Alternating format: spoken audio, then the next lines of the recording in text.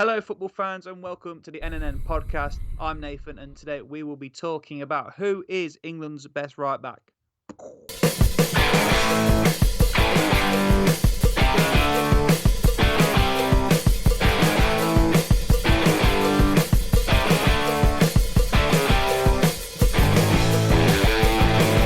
Right then, welcome. Joining me, as always, is Mr. North. Northie, how are you? I'm all right, mate. How are you? Not too bad, thank you. Not too bad. Good. All the better for looking at the plethora of talent England have at right back ahead of a major championship in the summer. I mean, I don't know what's how it's like London buses. All at once, England have been flooded with right backs. For once, for the last 5, 6, 7 years, we've been hanging on the coattails of Kyle Walker, praying that man doesn't get injured. Because if he got injured, God knows we'd have been in big trouble. But you look at it now: Trent Alexander-Arnold, Kyle Walker, Wan Bisakka, Joe Gomez can play out there, Kieran Trippier, not forgetting Tariq Lamptey. It's just incredible. I've never known an England squad have so much depth in one position. No, I've not. And we'll all go through it quickly. The qualities of them going forward and defensively, and what England probably need at this moment in time.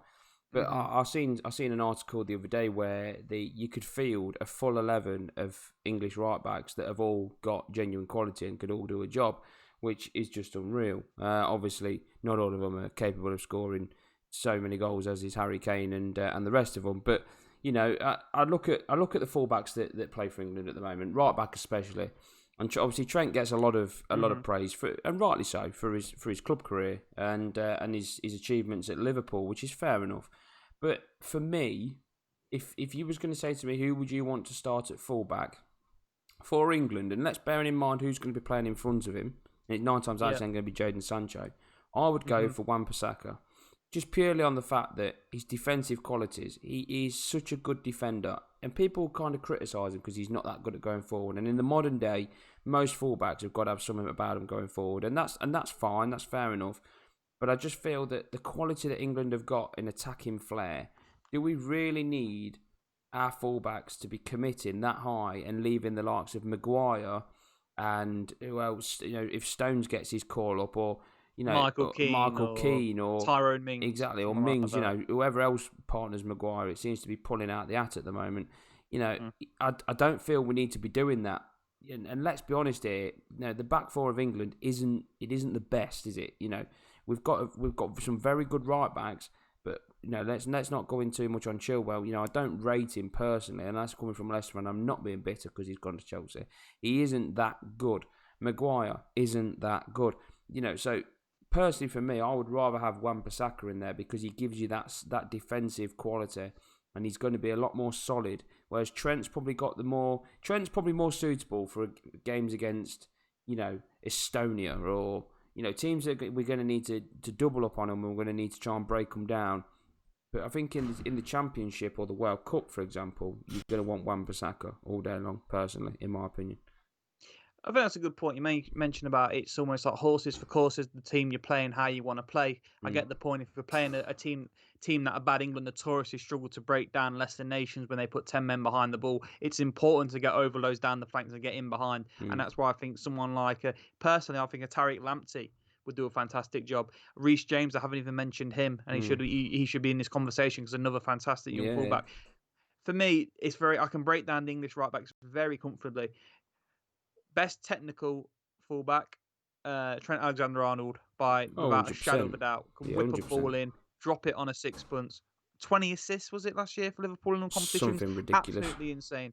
That said, I don't think I don't back him to beat a man, and I don't think he's the greatest defensively at all. No. Flip over to Wan Bisakka, wonderful defender, probably the best one-on-one fullback in the Premier League in terms of one-on-one defending. No one can get around him. The bloke's like a spider.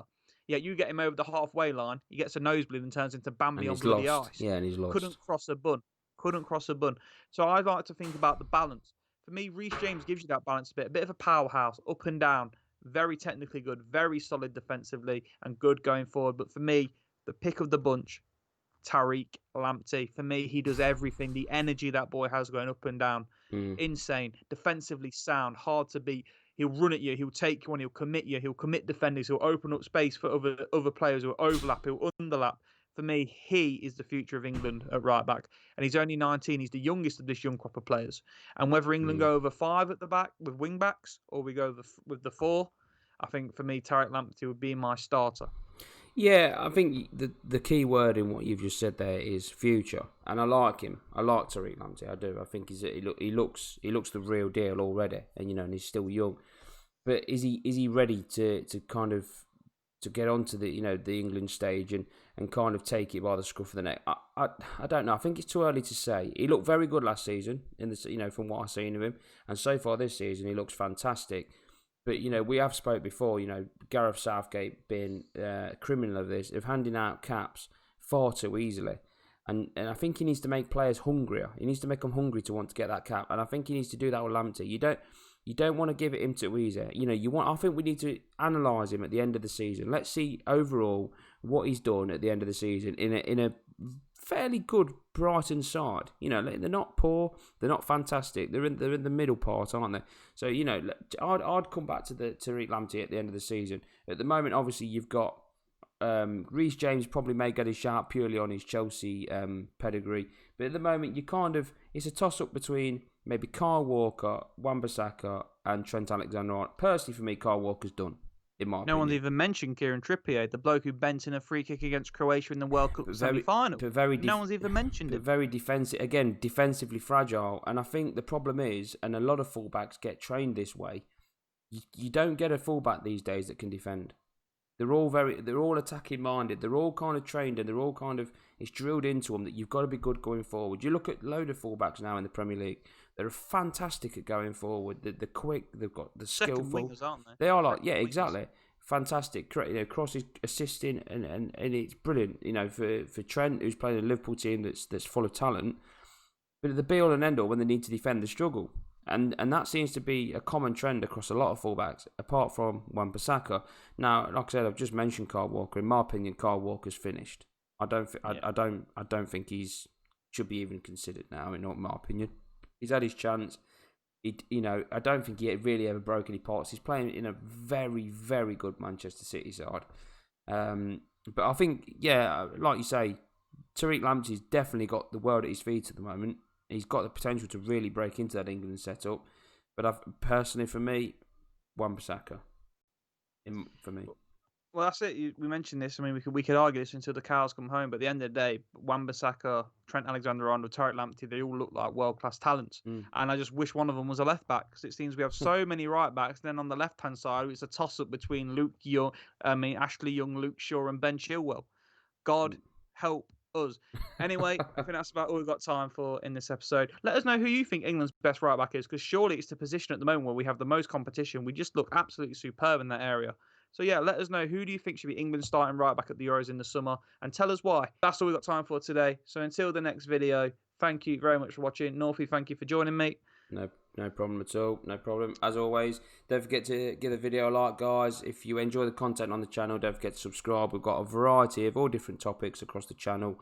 I'm sure that your club will come into the limelight at some point. And if so, give us some recommendations. What would you like us to talk about? What would you like us to analyse? We love talking football. We love putting the content out there for you guys. But as Nathan's just said, that is all we've got time for. It's been a pleasure. As always, take it easy.